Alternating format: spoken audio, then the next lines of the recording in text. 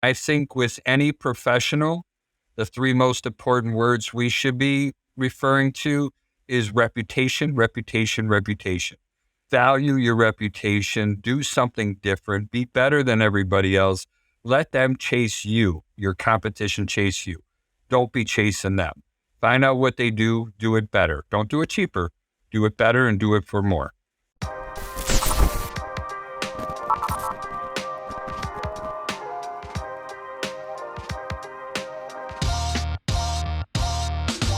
Welcome to the Construction Disruption Podcast, where we uncover the future of building and remodeling. I'm Todd Miller of Isaiah Industries, manufacturer specialty metal roofing and other building materials. And today my co-host is Ryan Bell. Ryan, welcome to the show. How you doing today? Thanks, Todd. I am doing great. Good deal. Happy to be here. How are you? Glad to have you here. I'm doing well also. We are recording this in the middle of Christmas season, so that's always fun. It won't air till a little bit after that, but cool time of the year. So, do you have anything to kind of kick us off here today, Ryan? Always. I have a few dad jokes up my sleeve. Why don't other shapes talk to circles? Why don't other shapes talk to circles? I do not know, Ryan. Because there's no point. Okay, that's good. What do Olympic sprinters eat before a race? I do not know. Nothing. They fast. That's a good one. I told that one to the kids last night, and it turned into this very long-winded explanation trying to get Nate to understand it. He was like, I don't understand. What do you mean? Why is that funny? Very good. Good way to start us out. Well, I will also remind our audience that this episode, we do have some challenge words going. So both Ryan and I and our guest have a word that we have been assigned at random by some great computer out in the Netherlands. No, not really. But anyway, we've all been assigned a word that we are challenged to work into our conversation. So that gives our audience a challenge. See if you can figure out what our challenge word was when we say it. And we will let you know at the end whether we were successful and what our words were. So let's get rolling. Today's guest is Charlie Bellefontaine. Charlie is a home inspector and radio show podcast host based in Chicago. He currently develops and administers training programs for the Home Inspection University, as well as hosts the Homebuyers Hour radio show on WCPT AM 850 in Chicago. Charlie has a long history in home inspection and considerable experience in the construction industry. Charlie, thank you so much for joining us today on Construction Disruption. I'm looking forward to what I know is going to be a great conversation. Thank you. It's a pleasure to be here. I appreciate everything. And, it's probably my fault when I sent you the information, but the radio station in Chicago is WCPT AM 820. So that's 820. That's probably a typo. Well, I have to ask one other thing too, and I meant to ask you this in advance. Am I pronouncing your last name correctly, Bellefontaine? You know what? You are perfectly on. Usually I get Bellefontaine or Bellefontaine or, I don't know. It's kind of nutty. I mean, this might be a little inappropriate, but when I was in the firehouse, somebody asked me what that means, and I said it's French, and it stands for beautiful fountain. And then they started nicknaming me Beautiful Bidet. So, in the firehouse, your so-called brothers, they like to mess with you quite a bit. So. I love that. Well, and one of the reasons I had to ask is we have a town very close to us here in Ohio that is spelled the exact same way, but it's pronounced Bellefontaine. Which, I guess it's Americanized is what it is. And just a little add-on to that, it's the first city that actually had concrete sidewalks in the United States of America. That was going to be my next statement. I'm impressed you know that. Yeah, well, they named the town after me. I got to know a little bit of history about it, right? There you go. Well, I'm curious, can you tell us a little bit about how home inspection became a passion for you? I mean, did you just grow up saying, I want to go poke around people's houses when I get old? How did you end up making a career in this? Was this something that started early for you or something you kind of fell into? Tell us a little bit about that. I think in my life, I was really early to figure out what I wanted to do early on. So in high school, they actually had a cadet program for fire science, right? So by the time I graduated high school, I was, there's 3 levels, or there were 3 levels of firefighter certification in Illinois. So I was at the middle level, and then you had to be an EMT before you could be a paramedic. So I was able to be an EMT before I graduated high school, and I got the paramedic.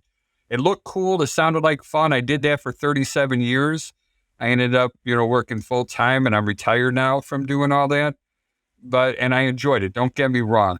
But with the fireman business and, going back a little bit, I did some pretty cool stuff. I delivered 5 babies. Not many people can say they did that. Absolutely. I did jugular sticks, chest decompressions. I put a needle in a person's heart one side for pericardiocentesis. I did some really cool things, but that was over 37 years.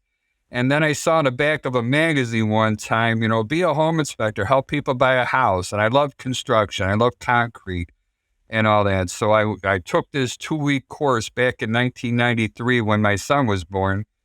And you know what? When you finish doing a home inspection, your clients, they shake your hand with the right hand. They hand you a big fat check with the left hand. They look you right in the eyes and they say thank you. And that is probably one of the most rewarding feelings that I've ever gotten. So I like building science. I like to figure stuff out. So because of which I wanted to learn more and more about how buildings work and how the systems and components work together. And I found a passion of it. So I've been doing it since 93, so we're coming up on my 30th anniversary for this. And it's a passion. It's rewarding.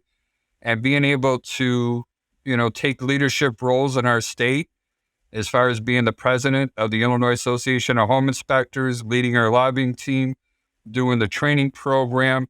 These are all fun, enjoyable, rewarding things. And I can't encourage people enough.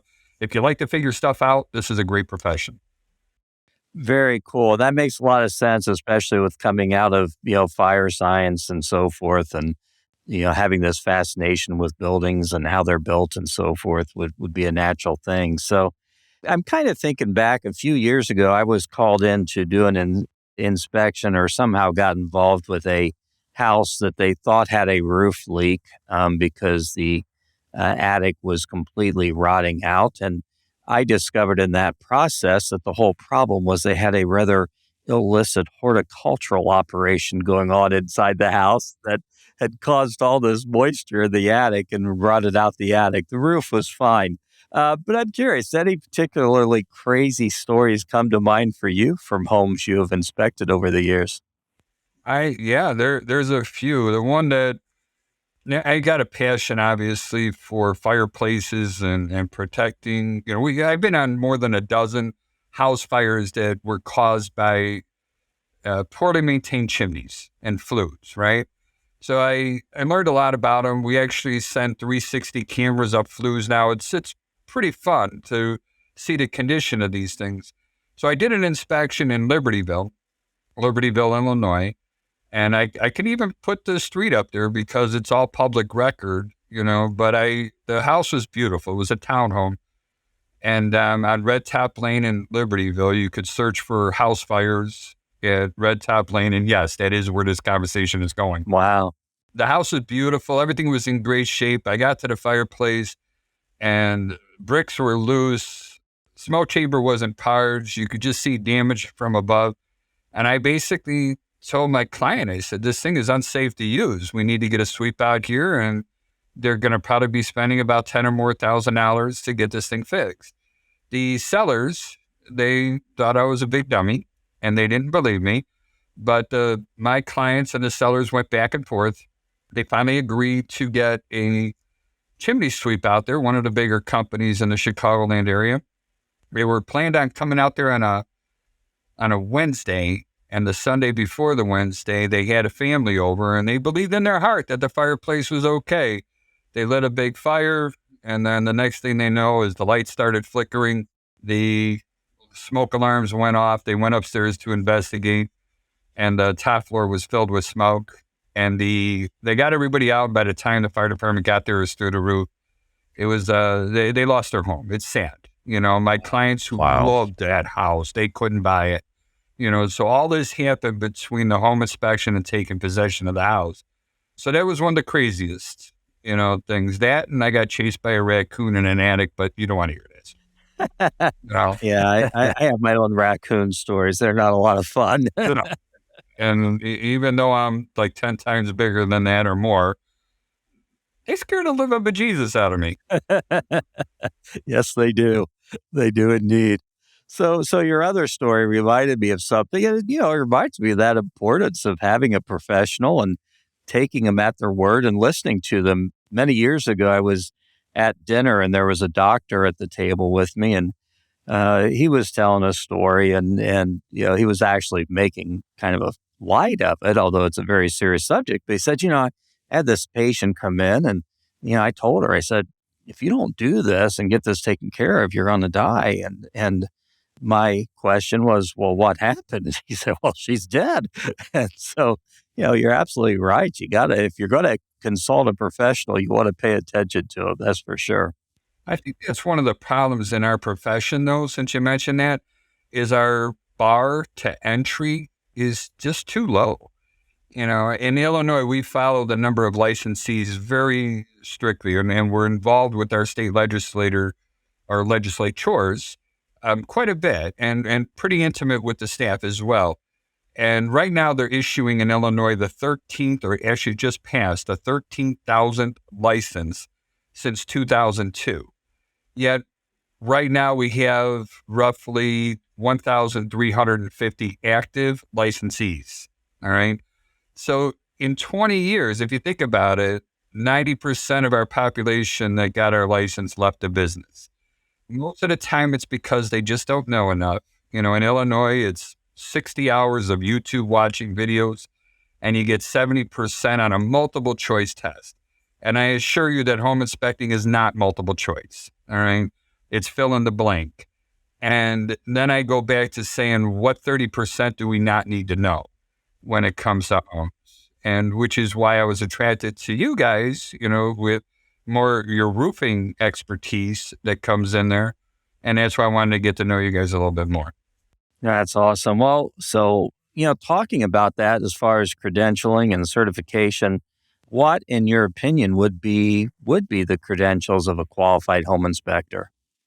It's hard to say. I mean, the amount of knowledge and education is amazing. When I first started this, I was in my early 20s and, just past my teenage years. And in the teenage years, I knew everything. All right. And the older I got, the dumber I realized I became. All right. And you just don't know what you don't know. And, granted, even with the training programs that we do, we cover most of this stuff, but it still doesn't retain in an adult's brain. All right. So, it goes back to the read it, write it, say it, do it, touch it, feel it, smell it, use every sense that you can in order to permanently remember something. And then you take that and then you add in what it takes to be a licensed electrician in this state. It's 5 years of schooling and on-the-job training. And I need to correct myself. Our state does not license electricians. Chicago does, and the suburbs do, but that takes 5 years. HVAC is 4 years of schooling and on-the-job training. Plumbers are licensed in Illinois, and they're 5 years of schooling and on-the-job training. Then you add on there the roofers, the framers, the installation contractors, the concrete pourers, the window installers, door installers, cabinets, flooring guys, drywall guys. I could go on and on. We're talking years and years of knowledge and education to be able to communicate properly and identify issues where it comes to it. So it doesn't come at 60 hours. So I really don't know what the right answer is. Everybody's different. What we did was we lobbied for and got a field exam for people in order to get their license here in Illinois. Now, it's not implemented yet, but we're very proud of doing that. So we're going to have them go into a house and they have to find a certain percentage of issues that are present in that particular home in order to be able to pass this test. So it's still all being put together, but we're very proud that it's going to make our profession better. Very good. Well, as I recall, there are some trade groups or associations of home inspectors. It seems to me I spoke to a group several years ago, might have been called NASHI or something. Yeah, there's an ASHI, ASHI, that stands Okay. for the American Society of Home Inspectors. And I pronounce it NACHI, the National Association of Certified Home Inspectors. That's the one. Yeah. Yeah. And, and I'm a training partner with them. I'm actively involved with them. As far as ASHI goes, I used to be the vice president of that organization. I was a director, committee chair for a long time.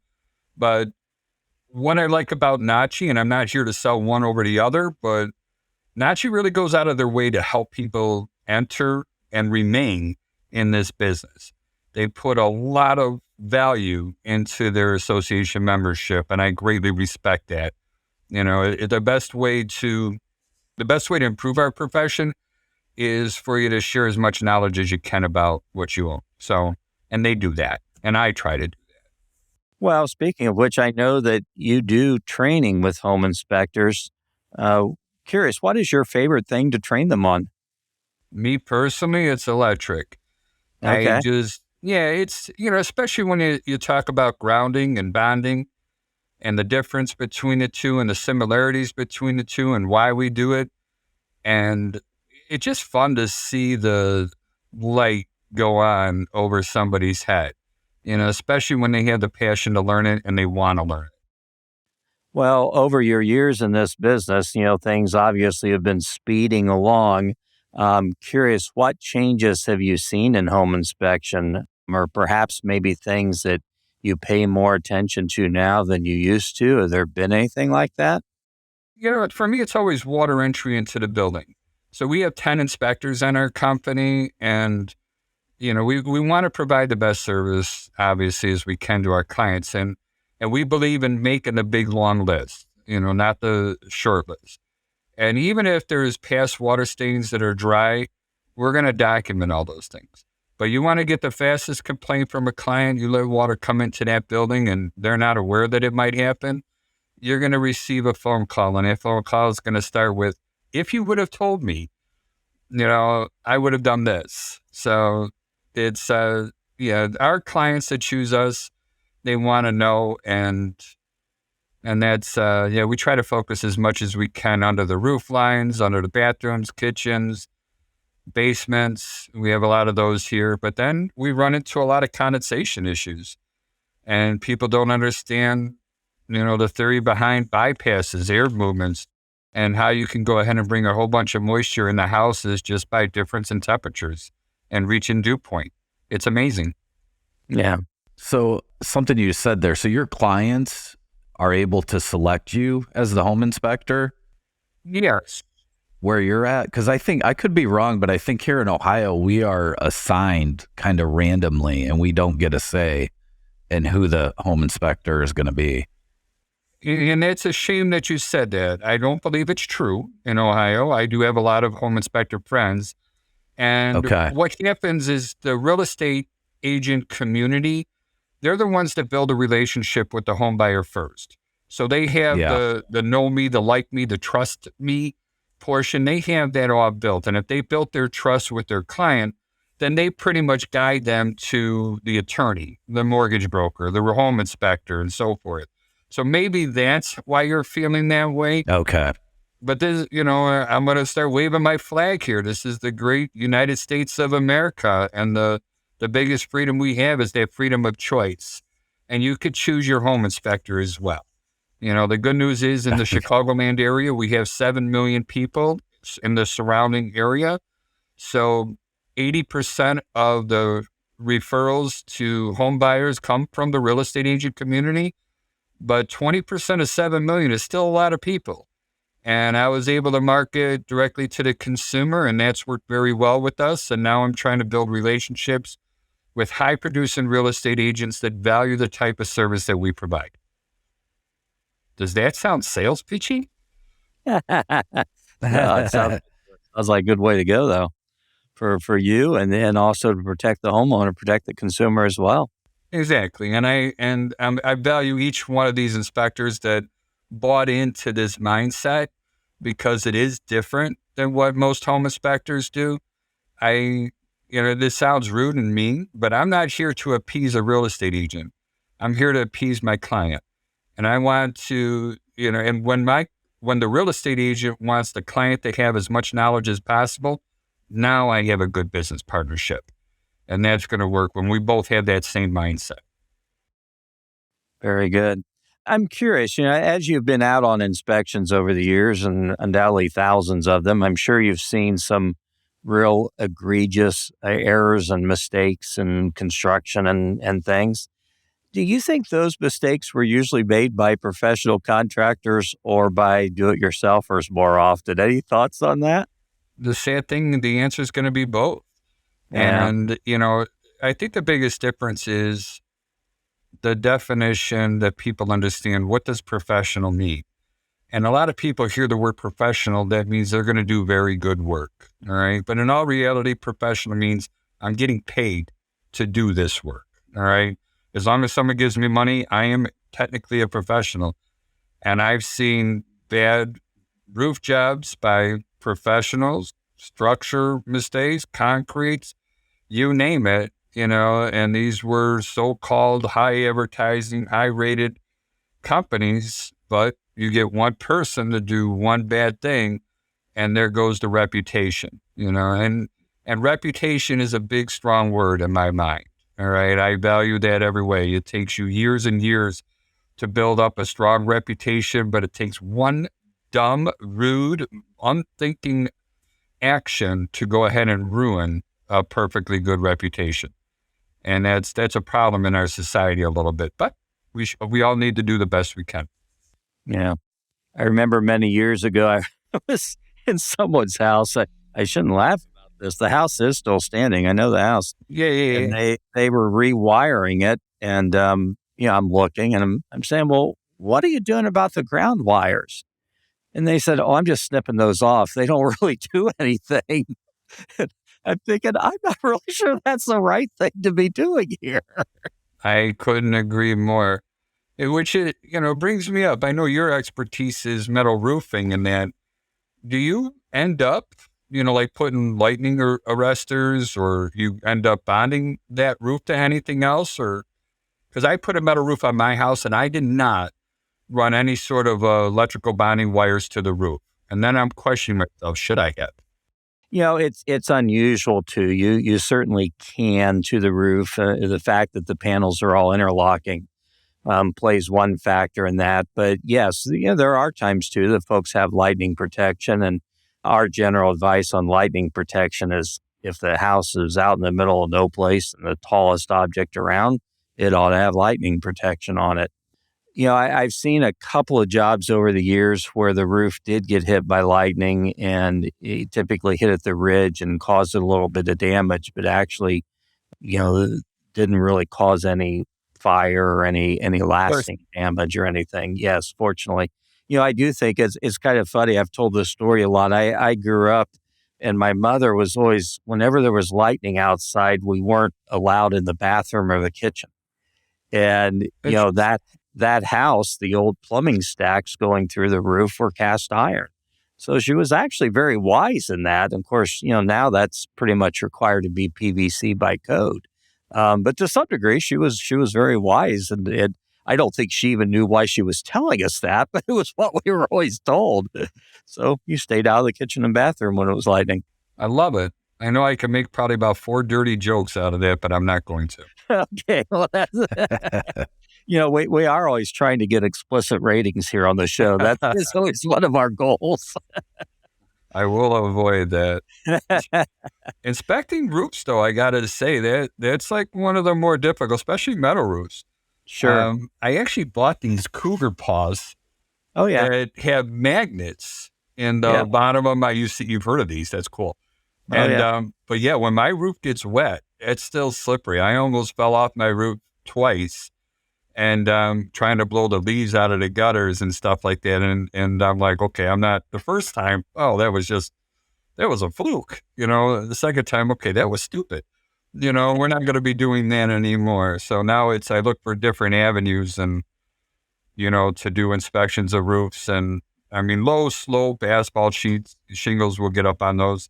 But otherwise, yeah, we're droning.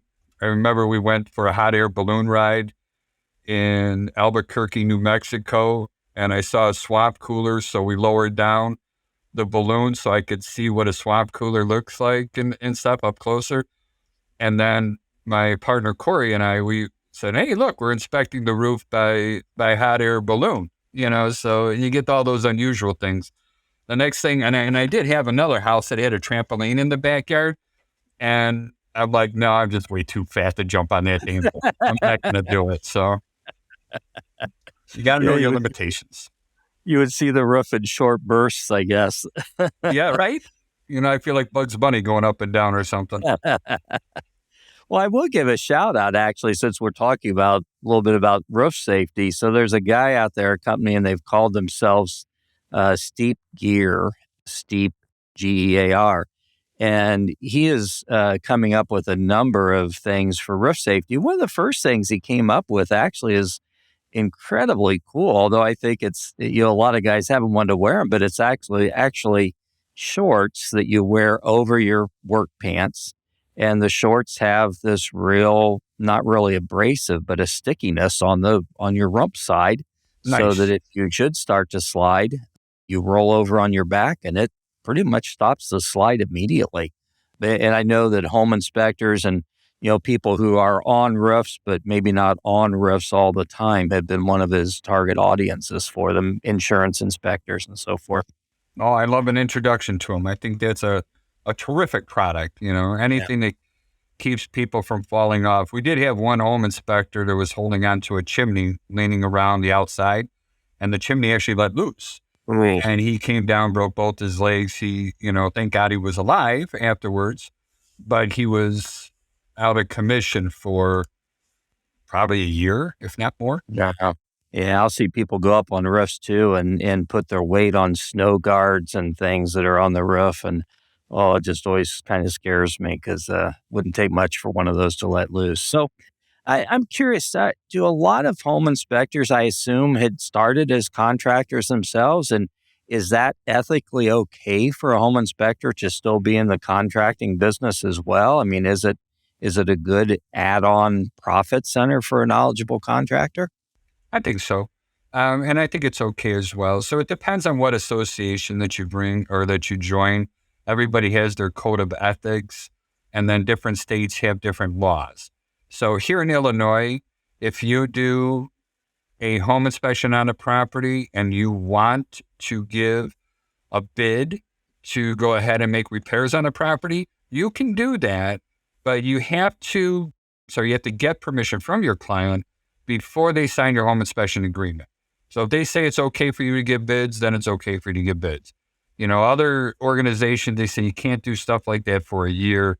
But, to really answer your question more accurately, I have to go back to that big long list of trades that I have.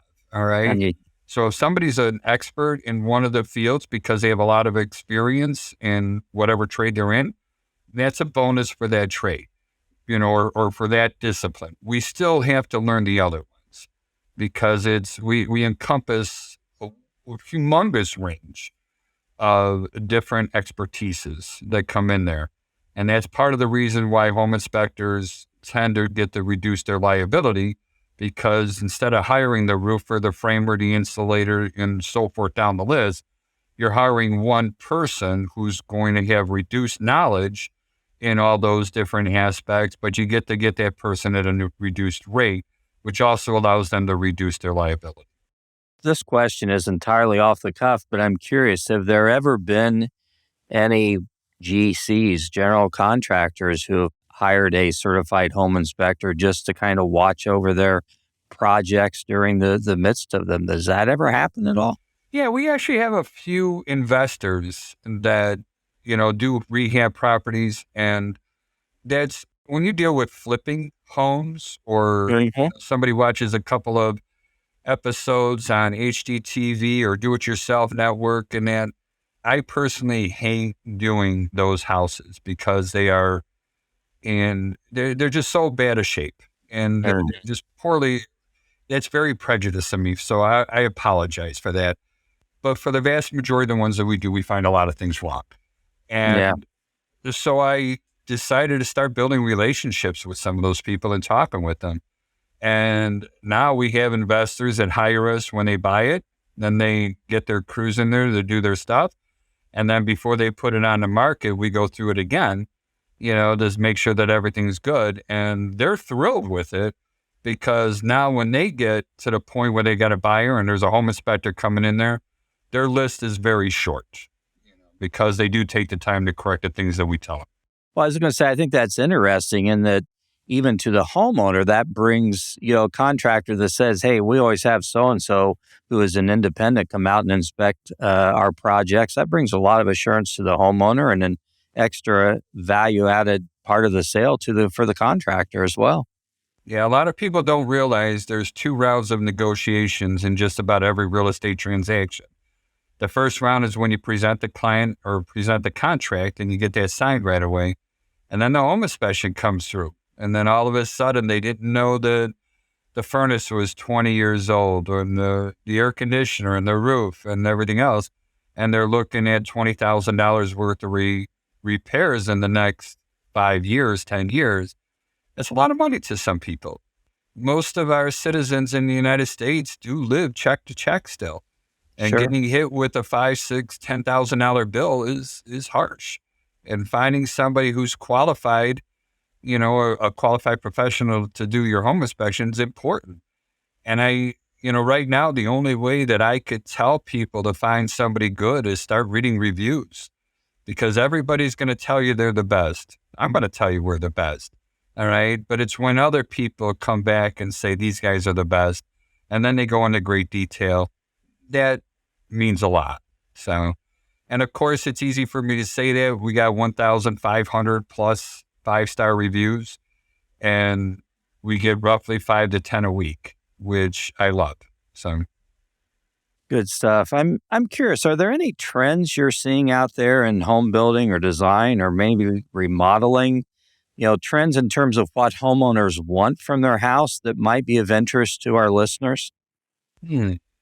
I still think it mostly goes to the old standby kitchens and bathrooms. Everybody likes all the fancy kitchens and seems that's where the money gets spent.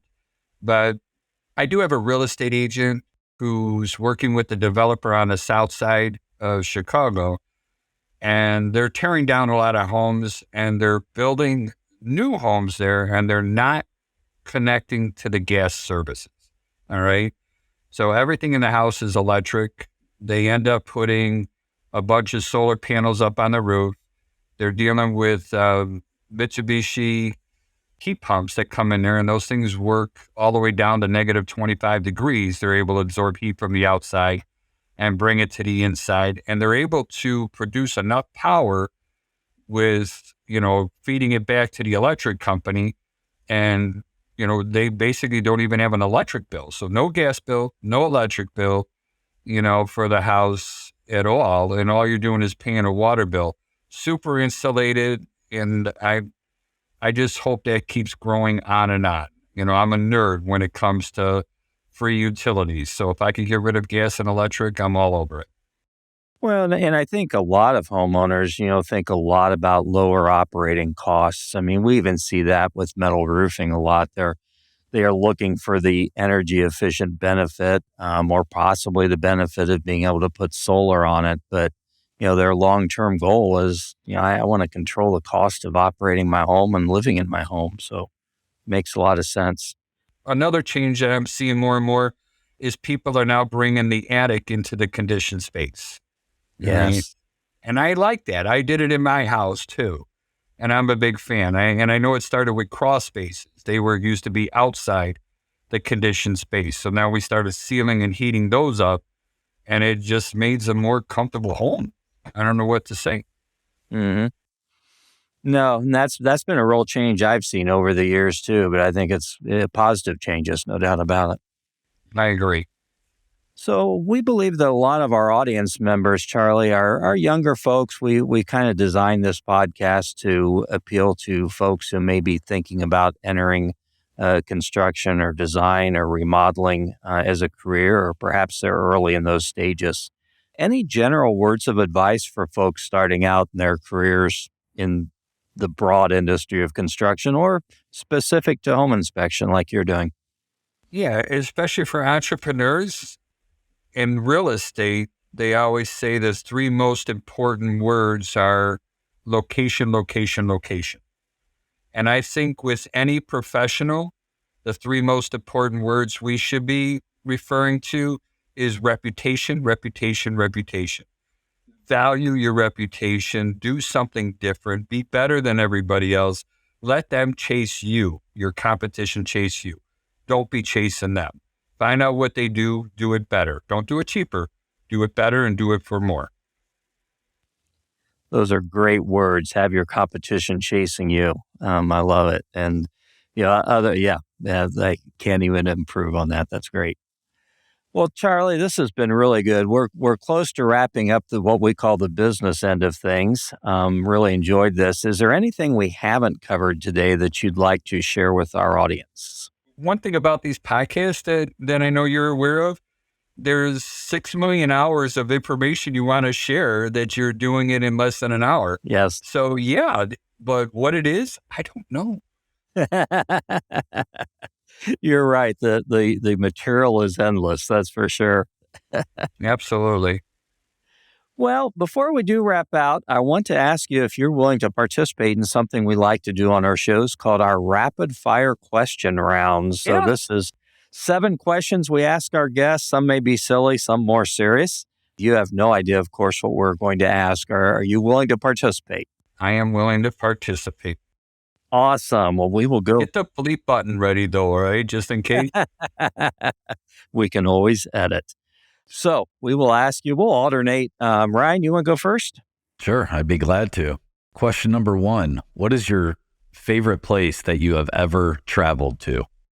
Oh, we just went to Greece, and we rented a sailboat out there, and we had a private captain, private hostess on a catamaran, and it's a beautiful part of the world. That sounds incredible. Really does. Question number 2, what was the first car you ever owned? A 1973 Pinto hatchback. It was orange with a black stripe going down the middle. Oh, I remember And that. we bought it from a guy. It was a manual transmission, and if I put it in third gear, I couldn't get it out of it. So I had to go 1, 2 to 4. And yeah, it was a chick magnet. We just kind of learned what we had to do with those cars in those days. I don't know. Live with it. That's right. All right. Favorite Chicagoland restaurant? Dang. Chicagoland restaurant, my favorite place. Boy, I can't. Berghoff. That's what it is. And it's in the downtown loop. They have the first liquor license issued in the city of Chicago. So their license number is number 1. And I just like old places. All right. So you get me some place that was built in the early 1900s or late 1800s. I'm all in. Here's a little side question. When you go to places like that, do you find yourself inspecting them in your head? Oh my God. Yeah, it's a haunting, horrible side effect of being a home inspector. And it doesn't matter where you go. Your eyes are all over the place. The worst place to be is in a friend's house or family member's house. Because you just want to go, what are you going to do? What are you going to do about their roof leak? You know, and you just got to bite your lip and shut up. Makes sense. Good stuff. Question number 4. What would you like to be remembered for? Helping other people, you know, just making an effect in someone else's life. You know, thankful that this person was here to help me, whether it's starting a new career, buying their home, you know, whatever it is, just somebody to remember that I helped them. Awesome. How much would someone have to pay you to eat a sardine straight out of the water? $1 million. There's no way in hell I'm going to eat one of those ugly. $1 million. So we know there's a price. Now we have to negotiate what it's going to be, right? Yeah. Yeah. That's a good one. Okay, next to last question. What is it? And I already mentioned earlier, we are recording this here in the Christmas season. What is your favorite end of year holiday tradition? End of year favorite, end of year holiday tradition. It's my family. I love these guys. They are a pleasure to be around, and it's amazing. You hear a lot of people complain about their family members, and even in the firehouse, we would call each other brothers. And then I'm like, yeah, just don't treat me like my brother. Treat me like a friend. I prefer that better sometimes. But my family is wonderful. I love them, and they love me. And just getting everybody together in one room is pretty cool. And I like the fact that we do that for Thanksgiving and Christmas. So Awesome. Well, I hope you have a great Christmas coming up. thank you. You too. All right, final question. Name one person that you would want to have on your team in a zombie apocalypse. Well, one of my favorite movies was Zombieland, and rule number one was cardio, right? So I don't do cardio, so it really doesn't matter whoever that person is that's on my team, they're going to be alone because I'm going to be eaten by the zombies pretty gosh darn quick. But I would say that the gentleman's name is going to be Jay Reardon. Jay Reardon was the fire chief where I used to work, and he started up what we call our mutual aid box alarm systems. And he's got so much federally funded cool equipment that's locked up in a town called Prospect Heights over there. So if the zombies do come, I'm going there, and I'm going to get inside one of those heavy-duty tanks, and that's where I'm living. Sounds like an awesome plan. The fact that I'm thinking about it is a little crazy and should scare everybody. Oh, so recapping our challenge words, we were all successful. Let's see. Ryan, you got yours in there last minute. Your word was, Sardine. well, good job. Good job. And you said it in the question. I thought, where did he come up with that question? Didn't even think about it. So that's awesome. My word was speeding. Charlie, you had the word Trampoline. trampoline. And I didn't catch it either when you used it. I even commented on it. Didn't realize that, that was his word. Oh, really? Yeah. So good job. You worked that in so well. That was great. I was very impressed with how you worked it in there. Absolutely. Thank you. Well, Charlie, this has been a pleasure. A lot of laughs and good times as well. Thank you. So for folks who may want to get in touch with you, what's the best way for them to do that? My company's name is Chicagoland Home Inspectors, and our website is www.thehomeinspectors. That's plural, that's ORS, and it's a .com. Our telephone number is 312-544-9180. If you listen to the message on there, you're going to see that if you press number 2, that you will be able to talk to an actual human being. And that actual human being is me, that it comes straight to. So I do like to keep personal with our clients all the time. You're welcome to visit our home inspection site. Most of our online stuff we keep free to anybody. So if you're interested in learning more about what the home inspector should be knowing, then that's at HIUIL, Home Inspection University of Illinois, and that's also a .com. Very good. Well, thank you so much again for joining us. And I'd like to thank our audience, too, for tuning into this episode of Construction Disruption with Charlie Bellefontaine of the Home Inspection University, Chicagoland Home Inspectors, and also the Homebuyers Hour radio show. Please, I encourage you, watch for future episodes of our podcast. We always have great guests. Don't forget to leave a review on Apple Podcasts or YouTube. Until our next episode, though, change the world for someone, make them smile, encourage them. Powerful, simple things you can do to change the world. God bless. Take care. This is Isaiah Industries signing off. Until the next episode of Construction Disruption.